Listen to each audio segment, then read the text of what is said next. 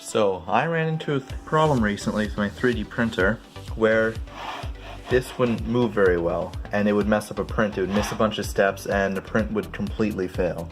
So I found that the bed was like not moving very well. I mean, it's moving really well now because I took out the part, but it turns out I had this really bad bearing, it's just attached to a screwdriver, right here, which would have the belt on it and it would move it. Well, I mean, it's part of the other side, the stepper motor's back there. And this bearing, like, doesn't work. A lot of parts it's inconsistent, it just messes up a lot.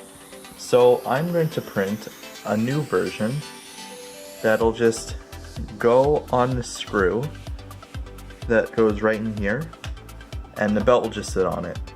And I'll make it intentionally kind of loose-ish, so it'll spin, and we'll see how that works.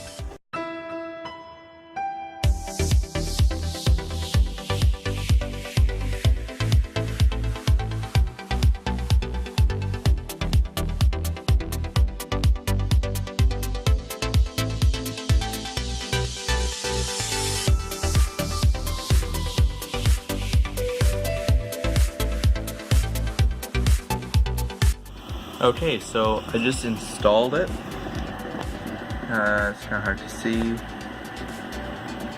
But so I installed it. It's not perfect, like it wobbles quite a bit and it's not perfectly straight. And there's some parts where it's harder to turn than others. But it's printing this way faster than I ever could print before with the old bearing. So that was definitely the problem with the bed missing steps, because that's what would happen. The bed would miss a step, I wouldn't know what would happen, print would fail. But it actually looks like it's doing fine. Printed at, I should turn off the flashlight 1 second. I'm printing it at 200% feed rate, so it's twice as fast. And I've never printed this fast, and it's working great. I mean, I won't print this fast all the time, but now I can print faster than I normally do, so that's a huge bonus. I didn't think this would help that much. And it looks like the quality is still just as good. So yeah, really happy. So the belt tension is also better because I made it slightly wider than the bearing, so better belt tension, better everything, just really nice. Yeah.